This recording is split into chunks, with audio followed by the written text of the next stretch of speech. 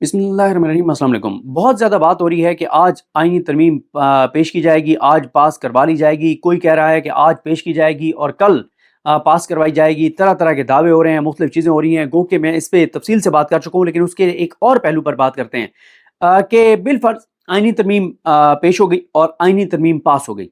और आईनी तरमीम अगर पास हो जाती है तो भी ये आईनी तरमीम जो है ये सुप्रीम कोर्ट ऑफ पाकिस्तान में चैलेंज होगी, और इसका फेट, इसका फैसला जो है बिल आखिर वो सुप्रीम कोर्ट ऑफ पाकिस्तान में ही होगा, अगर ये आईनी तरमीम पेश होती है और पास होती है।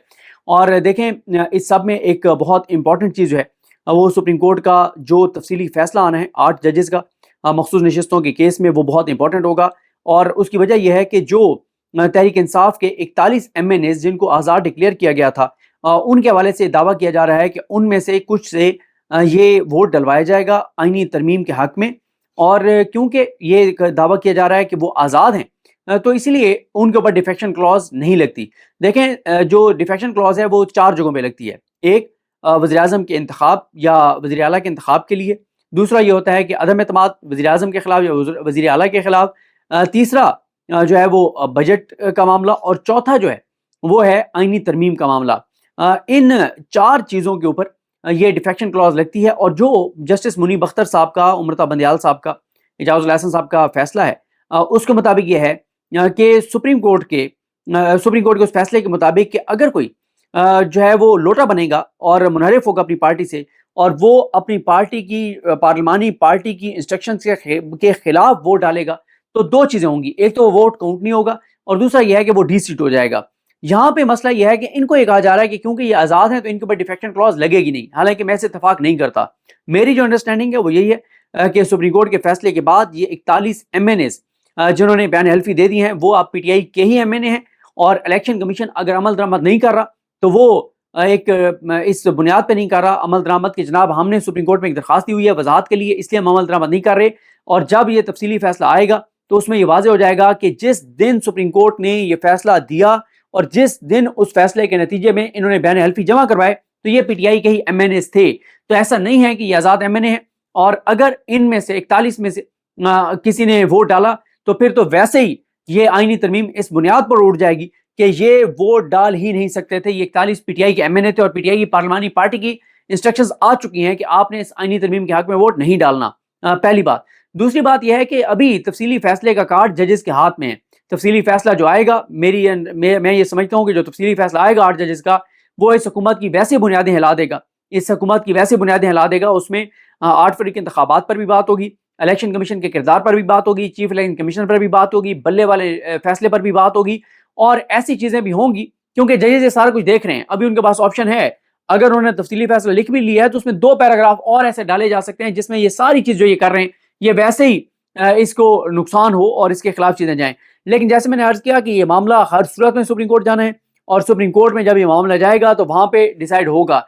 और अब आप एक और चीज देखें कि काजी फाइज ईसा साहब ने आई थिंक ये 17 या 18 जुलाई को एक इजलास जो था प्रैक्टिस एंड प्रोसीजर कमेटी का, उसमें काजी फाइज साहब ने कहा कि 63A वाला जो फैसला है उसका रिव्यू जो है वो लगाया जाए। क्योंकि 63A वाला जो फैसला था, वो जो मुनीब अख्तर साहब ने लिखा था, वो यही था कि पाकिस्तान के अंदर जो लोटा करेसी है इसका रास्ता रोकना होगा। ये सियासी कचरे का, जो सियासी कचरा कभी इधर कभी उधर हो जाता है, तो सियासी कचरे का रास्ता रोकना होगा उठा के, और इसको गंद की टोकरी में डालना होगा। उन्होंने एक तारीखी फैसला दिया था कि जो डिफेक्ट करेगा, लोटा बनेगा, पैसे लेके जमीर बेचेगा, वो जमीर फरोश डी-सीट भी होगा, और उस जमीर फरोश का वोट भी काउंट नहीं होगा। और ये तारीखी फैसला दिया था उमरता बंदयाल साहब ने, एजाजुल एहसन साहब ने, मुनीब अख्तर साहब ने, जब पंजाब में जो ये हुआ था हमजा शहबाज वाला मामला, और वहां पे वोट काउंट नहीं हुए थे लोटे और लोटियों के, और वो लोटे और लोटियां जो हैं वो डी-सीट हो गए थे। और फिर 20 नशिस्तों पर इलेक्शन हुए थे और 16-17 सीटें PTI जीत गई थी 17 जुलाई को। ये उस वक्त की बात है। जब ये उन्होंने फैसला दिया तो उसके ऊपर रिव्यू पेंडिंग था। अब काजी साहब आए तो काजी साहब ने रिव्यू के लिए कहा कि जी बेंच बनाए और फौरन इसको सुने। ये काजी साहब ने क्यों किया 17-18 जुलाई को अब 2024 में? ये काजी साहब ने इसलिए किया क्योंकि पहले काजी साहब ने फैसला ये दिया जमाल खान मंदोखेल साहब के साथ कि जिन PTI के अरकान असम्बली ने PTI का डिक्लेरेशन और टिकट जमा करवाया था वो तो है PTI के, उनको तो PTI के डिक्लेयर किया जाए, और बाकी जो हैं जिन्होंने कोई डिक्लेरेशन या टिकट जमा नहीं कराया था वो आज़ाद हैं। और वो जो आज़ाद हैं ان کی سیٹیں پی ٹی آئی کو نہیں مل سکتی، ان کی سیٹیں پیپلز پارٹی اور نون لیگ ان میں تقسیم ہوں گی۔ یہ فیصلہ قاضی صاحب نے اور مندوخیل صاحب نے اس لیے دیا تھا کہ اگر وہ فیصلہ آ جاتا تو 2 اکثریت ویسے ہی پوری ہو جاتی نون لیگ کے پاس قاضی صاحب کی ایکسٹینشن کے لیے۔ اب قاضی صاحب نے شاید جب یہ دیکھا کہ یہ تو کام خراب ہو گیا، اب قاضی صاحب نے کہا کہ اب پھر میں ایک اور طریقہ کرتا ہوں، اور وہ یہ ہے کہ 63A والا کیس لگا دیتا ہوں ریویو، تاکہ وہ جو فیصلہ تھا بندیال صاحب کا، اعجاز الحسن صاحب کا اور منیب اختر صاحب وغیرہ کا، وہ فیصلہ کل عدم ہو جائے گا، اور فیصلہ یہ دے دیا جائے کہ جو بھی ووٹ ڈالے گا اپنی پارٹی پالیسی کے خلاف اس کا ووٹ تو کاؤنٹ ہوگا، لیکن وہ ڈی سیٹ بھی ہو جائے گا، ووٹ کاؤنٹ ہوگا، کیونکہ اب تک جو قانونی پوزیشن یہ ہے کہ ووٹ ہی کاؤنٹ نہیں ہوگا اس کا۔ تو اس سے یہ فائدہ ہو جاتا ہے کہ پھر جو اغوا کیے گئے پی ٹی آئی کے ایم این ایز ہیں وہ ادھر ووٹ ڈال دیتے، ووٹ کاؤنٹ ہو جاتا، آئینی ترمیم ہو جاتی، لیکن اس کا نتیجہ یہ ہوتا کہ وہ ڈی سیٹ ہو جاتے۔ لیکن اب اس وقت ایسی پوزیشن نہیں ہے، کیونکہ وہ فیصلہ ان فیلڈ ہے، وہ فیصلہ برقرار ہے۔ آج پوزیشن یہی ہے کہ جو پی ٹی آئی کے ایم این ایز ہیں وہ ڈیفیکٹ نہیں کر سکتے، وہ فلور کراس نہیں کر سکتے، وہ آئینی ترمیم میں ووٹ نہیں ڈال سکتے، ووٹ ڈالیں گے تو وہ کاؤنٹ نہیں ہوگا۔ لیکن یہاں پہ ہوگا یہ کہ اگر آئینی ترمیم آج پیش ہوتی ہے اور ووٹ ان کا کاؤنٹ کر لیا جاتا ہے، اور آج پاس ہوتی ہے، کل ہوتی ہے یا کیا، ابھی تو دیکھنا بھی ہے کیونکہ ایجنڈے پہ تو نہیں ہے، لیکن وہ ایجنڈے کے بغیر بھی ہو سکتا ہے، کوئی ایسا مسئلہ نہیں ہے، اور ایجنڈے میں کوئی چیز نہ بھی ہو تو اس کو پیش کیا جا سکتا ہے، رولز اجازت دیتے ہیں۔ اور پھر یہ بھی ایک چیز ہے کہ ان کو جو آئینی ترمیم کے بل ہوں گے ان کو شاید کمیٹیوں میں نہ بھیجا جائے اور فوری طور پہ پاس کروا لیا جائے، آج ہی قومی اسمبلی سے، آج ہی سینٹ سے۔ تو یہ ساری چیزیں جو ہیں وہ آج کی جا سکتی ہیں۔ تو اس لیے میں یہ سمجھتا ہوں کہ یہ جائے گا معاملہ سپریم کورٹ میں، اور سپریم کورٹ میں اگر آپ دیکھیں اس وقت کی جو پوزیشن ہے اس کے مطابق تو قاضی صاحب کی اکثریت جو ہے وہ نہیں بنتی۔ لیکن یہ بھی بات ہے کہ جنہوں نے اتنا کچھ کیا ہے، جنہوں نے پی ٹی آئی والوں کی جو ایک الزام لگ رہا ہے کہ کسی کی بیوی تو کسی کی بہن تو کسی کی بیٹی، تو اس حد تک اگر چیزیں چلی گئی ہیں، اگر پی ٹی آئی والوں کے ساتھ یہ سب کچھ ہو رہا تھا، تو یہ جو ابھی مہینہ گزرا ہے اس میں پھر ججز کے ساتھ بھی بہت کچھ ہوا ہوگا کہ یہ جو 8 ججز ہیں جب یہ بیٹھے ہیں فل کورٹ میں دوبارہ اس آئینی ترمیم کو دیکھنے کے لیے، تو ان کا پوائنٹ آف ویو وہ نہ ہو جن کا مخصوص نشستوں میں تھا، کیونکہ مخصوص نشستوں کے کیس میں تو یہ 8 ججز جو ہیں وہ آئین کے ساتھ تھے، قانون کے ساتھ تھے، پاکستان کے ساتھ تھے، اپنے حلف کے ساتھ تھے۔ وہ منصور علی شاہ صاحب، منیب اختر صاحب، عائشہ ملک صاحبہ، اطہر من اللہ صاحب، شاہد وحید صاحب، حسن اظہر رضوی صاحب، اور محمد علی مظہر صاحب، اور عرفان سعادت خان صاحب۔ تو یہ انہوں نے آئین کے مطابق فیصلہ دیا، اپنے حلف کے مطابق دیا۔ لیکن اب جب فل کورٹ بیٹھے گا پھر یہ دیکھنا ہوگا کہ کیا صورتحال ہوگی۔ اچھا، فل کورٹ میں قاضی صاحب 2 ریلو کٹے کہتا ہوں سوری یہ لائے تھے، یہ اڈھاک ججز لائے تھے، اب وہ دونوں تو جائیں گے قاضی صاحب کے ساتھ، اڈھاک ججز فل کورٹ میں۔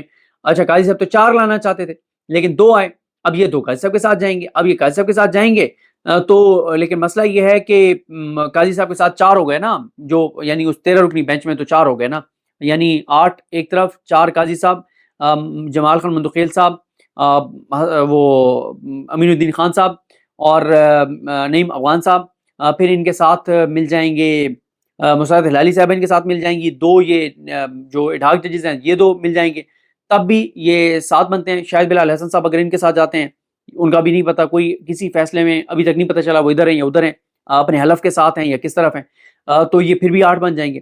تو 8 یہ، لیکن ادھر پھر ان کے ساتھ جائیں گے ملک شہزاد صاحب، ان کے ساتھ جائیں گے عقیل عباسی صاحب، تو پھر یہ 10 ہو جاتے ہیں۔ تو اس لیے جو ہے وہ یاہی افریدی صاحب شاید ادھر جائیں ادھر جائیں، وہ ہر باری اپنا ایک الگ ہی پوائنٹ آف ویو لیتے ہیں۔ تو یہ ساری چیزیں، تو اس لیے یہ معاملہ الٹیمیٹلی جانا ہے سپریم کورٹ میں، سپریم کورٹ اس کو دیکھے گی یہ پرسن اسپیسیفک ہے یا نہیں ہے، ووٹ کس کے ڈلوائے گئے، وہ ڈال سکتے تھے نہیں ڈال سکتے تھے، یہ عدلیہ کی آزادی کے خلاف ہے یا نہیں ہے، یہ آئین میں اس طرح کی ترمیم کر بھی سکتے تھے نہیں کر سکتے تھے۔ یہ ساری وہ چیزیں ہیں جس کو سپریم کورٹ کو الٹیمیٹلی دیکھنا ہے، اور اصل فیصلہ جو ہے وہ سپریم کورٹ میں ہوگا۔ اور یہ ہو سکتا ہے، میں پہلے بھی اس خدشے کا اظہار کر چکا ہوں کہ شاید یہ قاضی صاحب کے لیے ایک غیر آئینی طریقے سے آئین میں ترمیم کر دیں، اور پھر بعد میں مدعا قاضی صاحب پہ ڈال دیں کہ قاضی صاحب ہم تو آپ کے لیے یہ کر سکتے تھے، یہی ہم نے کر دیا، آئینی ترمیم کر دیا ہے، اب آپ جانے، آپ کی عدالت جانے، آپ کے ججز جانے، ان کو مینیج کرنا اب آپ کا کام ہے۔ لیکن اگر یہ آئینی ترمیم کروائی جا رہی ہے تو پھر بہت کچھ کوشش کی گئی ہوگی کہ جو 8 ججز ہیں ان میں سے کچھ ججز ہیں وہ ان چھٹیوں میں مینیج ہو گئے ہوں۔ اور آپ کو پتہ ہی ہے کیسے ججز کو مینیج کیا جاتا ہے، تھریٹ کیا جاتا ہے، لالچ دیا جاتا ہے، خریدنے کی کوشش کی جاتی ہے، آڈیوز، ویڈیوز، فائلیں، یہ وہ سارا کچھ کرنے کی کوشش کی جاتی ہے۔ وہ کہ مخصوص نشستوں کے کیس کے فیصلے میں تو ججز یہ بلیک میل نہیں ہوئے تھے، لیکن اب چھٹیوں میں شاید زیادہ کوشش کی گئی ہو۔ تو اب یہ جب فل کورٹ بنے گا، بیٹھے گا، تب بھی پتہ چلے گا کہ کون سا جج کس طرف کھڑا ہے, کون اپنے حلف کے ساتھ کھڑا ہے, کون آئین کے ساتھ کھڑا ہے, پاکستان کے ساتھ کھڑا ہے, اور کون مسلم لیگ نون حکومت اور شریف خاندان اور اس نظام کے ساتھ کھڑا ہے. تو یہ جانیں, اور میرا خیال ہے کہ سپریم کورٹ میں چانسز ہیں اگر یہ 8 ججز اپنے حلف کے ساتھ اسی طرح سے کھڑے رہے تو پھر نون لیگ کی خوشیاں جو ہیں وہ سوگ میں بدل جائیں گی اور چیزیں کسی اور طرف جائیں گی. مجھے اپنے دو میں یاد رکھیں. لگنی امام صاحب کا حامی ناصر. اللہ حافظ. عمران خان کب تک رہا ہوں گے؟ دیکھیں میں نے تو یہ کہا تھا کہ میرا یہ اندازہ تھا کہ عمران خان صاحب جو ہے وہ سپٹمبر میں آ جائیں گے, لیکن چیزیں ظاہر ہے ہمارا جب ہم یہ بات کرتے ہیں تو انالیسس ہی ہوتا ہے نا, اور وہ اس وقت کے حالات اور واقعات اور صورتحال کو دیکھ کے ہم یہ بات کہہ رہے ہوتے ہیں. لیکن چیزیں بڑی تیزی سے بدل رہی ہیں اور چیزیں بہت تیزی سے خراب بھی ہوتی چلی جا رہی ہیں. مطلب ابھی آپ کے پی کے حالات دیکھیں, آپ بلوچستان کے حالات دیکھیں, آپ قومی اسمبلی میں دیکھیں کیا ہو رہا ہے, آپ سینٹ میں دیکھیں کیا ہو رہا ہے, عدالتوں میں دیکھیں کیا ہو رہا ہے. تو چیزیں نا بہت تیزی سے بدل رہی ہیں اور کافی خرابی کی طرف جا رہی ہیں. تو چیزیں اتنی تیزی سے بدل رہی ہیں کہ کچھ اندازہ نہیں ہو رہا کہ چیزیں ایک دم کوئی ڈراپ سین ہوگا یا چیزیں بالکل ہی خرابی کی طرف چلی جائیں گی اور بالکل تصادم ہو جائے گا. ابھی آپ دیکھیں کہ جس طرح سے کے پی کے اسمبلی میں جو سپیچز ہوئی ہیں, جو کے پی کے اسمبلی میں قرارداد پاس ہوئی ہے, اب دیکھیں کہ نون لیگ والے یہ کہہ رہے ہیں کہ پی ٹی آئی نے یہ کہا ہے کہ پچھلے 2 سال میں اسٹیبلشمنٹ سے ریلیٹڈ, فوج سے ریلیٹڈ جن لوگوں نے سیاست میں مداخلت کیا ان کو سزائیں دی جائیں, ان کو کورٹ مارشل کیا جائے. تو یہ پرانا مطالبہ کیوں نہیں کرتے؟ تو بھائی آپ قومی اسمبلی میں پیش کر دیں نا قرارداد, آپ قومی اسمبلی میں قرارداد پاس کر کے کہہ دیں کہ 2018 کے الیکشن, آپ کہتے ہیں نا کہ بھائی عمران خان کو فوج لائی تھی, کہہ دیں کہ 2018 میں عمران خان کو لانے والے فوجی افسران اور اہلکاروں کا کورٹ مارشل کیا جائے. کریں, اتنی جرات ہے, اوقات ہے. جو تقریریں اس وقت کے پی کے اسمبلی میں ہوئی ہیں, بالکل پاکستان کی تاریخ میں کسی اسمبلی میں اس طرح کی تقاریر نہیں. آج تک جو 4-5 تقاریر ہیں وہ خواجہ آصف وغیرہ کی, لیکن وہ اور طرح کی ہیں, وہ اس طرح کی نہیں ہیں. اور یہ جو تقاریر کے پی کے اسمبلی میں ہوئی ہیں, یہ اپنی نوعیت کی پاکستان کی 77 سالہ تاریخ میں پہلی مرتبہ اس طرح کی تقاریر ہو رہی ہیں. تو چیزیں خرابی کی طرف جا رہی ہیں. جو کے پی کے میں دھرنے چل رہے ہیں, جو بلوچستان میں دھرنے چل رہے ہیں, جو احتجاج چل رہے ہیں, جو وفاق میں انسرٹینٹی ہے, جو صوبوں کے درمیان تصادم بڑھانے کی کوشش کی جا رہی ہے, جو بیانات آ رہے ہیں, جو تلخیاں بڑھ گئی ہیں, اور افغانستان والے معاملے پہ جو علی امین گنڈا پور صاحب کا موقف ہے اور جو ہماری ریاست کا موقف ہے, تو چیزیں بڑی تیزی سے تصادم کی طرف جا رہی ہیں. لیکن میں ابھی بھی اس بات پہ قائم ہوں کہ عمران خان کی رہائی اب زیادہ دور نہیں ہے. اس کی وجہ یہ ہے کہ مزید عمران خان کو جیل کے اندر اب نہیں رکھا جا سکتا. ابھی جو قوم ہے وہ یہ سوال یہ کہ اتنی محبت کیوں کرتی ہے, اپنی عزتیں, اپنی جانیں, اپنا مال سب کچھ قربان کر دیا, لیکن خان کا ساتھ نہیں چھوڑ رہے ہیں. دیکھیں اس کی وجہ یہ ہے کہ لوگوں کو اس عمران خان میں ہوپ نظر آتی ہے. لوگوں کو لگتا ہے کہ پاکستان کی آنے والی نسلوں کا مستقبل اس کی وجہ سے بہتر ہوگا.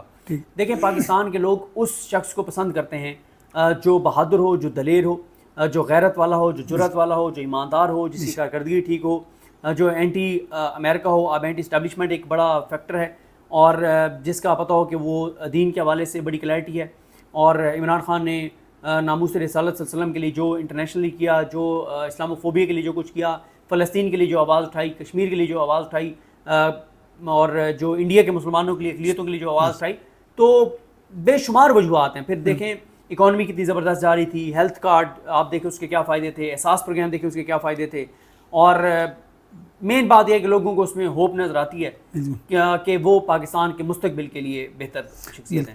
تو میں N97 سے ہوں, جس کا کل MNA کے اس کو بھی اغوا کر لیا ہے, اس کی بیوی کو بھی, اس کی بابی کو بھی اور اس کی بیٹی کو بھی. یہ کون کروا رہا ہے پیچھے سے؟ دیکھیں مسئلہ یہ ہے کہ جو عطر من اللہ صاحب ایک بات کہا کرتے تھے کہ اگر حکومت جو ہے نا یہ کہے کہ یہ ادارے کر رہے ہیں تو پھر حکومت کو حکومت کرنی نہیں چاہیے اور ان کو ریزائن کر دینا چاہیے. الٹیمیٹلی ذمہ دار جو ہیں وہ حکومت ہے. اس وقت پنجاب کی حکومت مریم نواز صاحبہ کے پاس ہے, اور اگر وہ نہیں کروا رہی تو پھر ان کی ناکامی ہے کہ ان کے صوبے میں یہ سارا کچھ ہو رہا ہے. دیکھیں علی امین گنڈا پور جو جس طرح کی اسپیچز کر رہے ہیں, مریم نواز اس کا 5 منٹ تو کر کے دکھائیں, جو کہ نہیں کر سکتی. تو دیکھیں اب سلمان قمراجی صاحب بہت سخت بیان دیا, جو انہوں نے کاشف عباس صاحب کے پروگرام میں کہا کہ آئیں ہمیں اٹھائیں, ہماری بیٹیوں کو اٹھائیں, ہم تیار ہیں. تو کاشف عباس صاحب نے کہا کہ اللہ نہ کرے. انہوں نے کہا کیوں, اگر باقیوں کی بیٹیاں اٹھائی جا سکتی ہیں تو میری بیٹی کیوں نہیں اٹھائی جا سکتی, آئیں اٹھائیں, ہم تیار ہیں. تو چیزیں میں نے آپ کو بتایا نا کہ بہت ہی تیزی سے بہت خرابی کی طرف جا رہی ہیں. اچھا جی, پاکستان میں جتنے بھی مسائل آتے ہیں, مطلب یہ بارش کا پانی آتا ہے تو وہ مریم نواز شعیب کو ڈھونڈ رہی ہوتی ہے, اور اگر دہشت گردی کا معاملہ ہے تو محسن نقوی کا جو SHO ایک کی وہ سارے مار ہیں, وہ ابھی تک ملن کیوں نہیں رہے؟ وہ کہیں دودھ تو نہیں پی رہے جو ابھی انہوں نے شروع کیا ہے؟ دیکھیں مسئلہ یہ ہے کہ یہ احمقانہ بیان تھا ان کا محسن نقوی کا, کہ بلوچستان کا مسئلہ ایک ایس ایچ او کی مار ہے، اور پھر دیکھنا اس پہ جو رد عمل آیا، جو جواب آیا، وہ بھی آپ نے دیکھ لیا کہ جنرل مشرف کون سے ایس ایچ او تھے، اس کے بعد جو آنے والے جرنیل کون سے ایس ایچ او تھے. اختر مینگل صاحب نے جو کہا کہ وہ بڑے بڑے جرنیل خاتمہ نہیں کر سکے دہشت گردوں کا، تو ایک ایس ایچ او کیسے کرے گا. لیکن میرا خیال ہے کہ یہ بات درست ثابت ہوئی ہے کہ بلوچستان ایک ایس ایچ او کی مار ہے، لیکن پارلیمنٹ کیونکہ چاروں صوبوں کی ایک اس میں ہوتے ہیں، چاروں صوبے ہوتے ہیں، وفاق ہوتا ہے، تو وہ دو ایس ایچ اوز کی مار ہے. 2 ایس ایچ اوز نے پورا آپریشن جو ہے وہ کیا ہے. ٹھیک. اور شعیب نہیں، شعیب تو ظاہر ہے ہر معاملے میں شعیب یاد آتا ہے، جب بھی کہیں پانی کھڑا ہوتا ہے تو شعیب یاد آ جاتا ہے. لیکن شعیب نے کاش کہ شعیب کبھی یہ بتایا کہ چلو بھر پانی کہیں پہ کھڑا ہوا ہے. یہ بھی 2 چل رہے ہیں کہ عمران خان اور نواز شریف. اگر آپ سے پوچھا جائے کہ 4 سے 5 دونوں میں سے ڈیفرنس بتائیں تو آپ کیا بتائیں گے؟ دیکھیں میں نے ابھی بتایا کہ 9-10 ڈفرینسز ہیں نا. ٹھیک. عمران خان کا سب کچھ پاکستان میں ہے، میاں نواز شریف کا سب کچھ پاکستان سے باہر ہے. ٹھیک ہے. عمران خان بہادر ہے، نواز شریف بزدل ہے. ٹھیک ہے. عمران خان ایماندار ہے، نواز شریف چور ڈاکو اور لٹیرا ہے. ٹھیک. عمران خان جو ہے وہ کشمیر کی بات کرتا ہے، نواز شریف کشمیر پہ سودے بازی کرتا ہے. عمران خان جو ہے وہ اسرائیل کے خلاف ہے، نواز شریف ان کے ساتھ معاملات طے کرنا چاہتا ہے. عمران خان امریکہ کی آنکھوں میں آنکھیں ڈال کے بات کرتا ہے، نون لیگ والے کہتے ہیں امریکہ ہمارا باپ ہے. عمران خان خودداری کی بات کرتا ہے اور نون لیگ کہتی ہے کہ ہم اس وقت وینٹیلیٹر پر ہیں اور اس کا سوئچ امریکہ کے پاس ہے. عمران خان کی کارکردگی زبردست تھی اور نواز شریف کی کارکردگی آپ کے سامنے ہے. عمران خان قوم کا سوچتا ہے، نواز شریف اپنے خاندان کا سوچتا ہے. تو یہ بہت سے ڈفرینسز ہیں. ایک بندہ سوٹ بوٹ پہن کر باہر سے پڑا ہوا ہے، لیکن اس کو جو پٹرول ہے وہ 150 روپے پہ مہنگا لگتا ہے، لیکن اگر وہ 270 ہو 280 ہو تو اس کو وہ مشکل فیصلے لگتے ہیں. ایک ہے غریب گھر کا لڑکا ہے، لیکن وہ قوم کے مسائل اجاگر کرتا ہے، اور 150 اگر تیل ہو سستا تو اس کو سستا بولتا ہے، اور 270 ہو تو اس کو مہنگا بولتا ہے. تو وہ صحافی وہ پڑھا لکھا زیادہ بہتر ہے یا جو تھوڑا پڑھا ہوا ہے، کون سا بہتر ہے؟ لیکن ٹاٹ اسکولوں والے بہتر ہیں، وہ زیادہ بہتر ہیں. بالکل. اور ظاہر ہے آپ نے درست کہا کہ اس وقت آپ نے دیکھا کہ صحافی کس طرح سے مائک لے کے چلے جاتے تھے اور ریاست مدینہ کو اٹیک کرتے تھے کہ بتائیں جی عمران خان ریاست مدینہ کی بات کرتے ہیں تو بن گئی ریاست مدینہ. یہ بڑا افسوسناک ہے. اور عمران خان اس کانسیپٹ کی بات کرتے تھے ریاست مدینہ کی. اس ریاست جیسی کون سی ریاست ہو سکتی ہے جو نبی کریم صلی اللہ علیہ وسلم خود بنانے والے ہوں؟ اس کی کوئی نہیں ہو سکتی. اس کی طرف سفر شروع کیا جا سکتا ہے، اس کے ایک ماڈل بنایا جا سکتا ہے. اور عمران خان فلائی ریاست کی بات کرتے تھے، اور پھر انہوں نے کر کے بھی دکھایا نا. ہیلتھ کارڈ کیا تھا، بالکل، احساس پروگرام کیا تھا، پناہ گاہیں کیا تھیں، لنگر خانے کیا تھے. تو یہ ساری وہ چیزیں تھیں جو ریاست مدینہ کے طرز کی تھیں. جو پی ٹی آئی کے سوشل میڈیا کے ٹیگرز ہیں، جو جن کے وہ خلاف جاتے ہیں، کوئی ڈیجیٹل دہشت گرد کہہ رہا ہے، کوئی کچھ کہہ رہا ہے، کوئی دھمکیاں لگا رہا ہے، کوئی فائر وال لگا رہا ہے، لیکن وہ ہار نہیں مان رہے. آپ ان کے بارے میں کوئی بیان دیجیے. دیکھیں مسئلہ یہ ہے کہ بات صرف پی ٹی آئی کے سوشل میڈیا کی بات نہیں ہے. ٹھیک ہے. پی ٹی آئی کے اگر آپ سوشل میڈیا کے لوگ دیکھیں نا کہ جو پیڈ ہیں وہ 4-5 ہوں گے یا 8 ہوں گے. پی ٹی آئی کے سوشل میڈیا کے ذمہ دار آپ دیکھیں تو وہ 15 ہوں گے. بھائی پوری قوم اس وقت آپ مسئلہ یہ ہے یہاں پہ جو بھی خودداری کی بات کرتا ہے اسے کہتے ہیں پی ٹی آئی کا ہے، جو غیرت کی بات کرتا ہے کہتے ہیں پی ٹی آئی کا ہے، جو پاکستان کی بات کرتا ہے کہتے ہیں پاکستان یہ پی ٹی آئی کا ہے. مجھے تو کبھی کبھی میں یہ سوچتا ہوں کبھی آپ جمعہ پڑھنے جائیں یا نماز پڑھنے جائیں تو خطیب صاحب جب دعا کرتے ہیں کہ یا اللہ پاکستان کو جو ہے وہ خوددار حکمران نصیب فرما، یہاں پہ آئیں، تو وہ بھی مجھے کبھی لگتا ہے ان کے اوپر ایف آئی آر ہو جائے گی. جب وہ یہ نعبد و نستعین کہتے ہیں تو مجھے لگتا ہے ان کے اوپر ایف آئی آر ہو جائے گی پی ٹی آئی والے. مطلب آپ دیکھیں نا کہ نواز شریف صاحب جو ہے وہ چور ڈاکو لٹیرے کا لفظ آئے تو کون ذہن میں آتا ہے؟ یہ نعبد و نستعین سامنے آئے تو کون ذہن میں آتا ہے؟ تو یہ وہ چیزیں ہیں جو سب کے سامنے. ٹھیک ہے. ابھی جو خلیل الرحمان قمر کا اسکینڈل آیا آپ کو پتہ ہوگا، اور وہ عمران خان کے بھی حق میں بڑا کھل کے بولتا تھا، اور جو تنظیم سازی والے ہوتے ہیں کہ کہتے ہیں کہ میرا جسم میری مرضی، ان کے خلاف بھی وہ اچھا صحیح طرح بولتا تھا.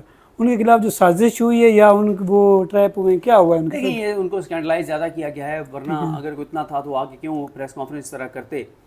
تو آپ نے خود جیسے کہا کہ وہ لبرلز جو ہیں خونی لبرلز اور یہ میرے جیسا میری مرضی اور ان چیزوں کے خلاف تھے.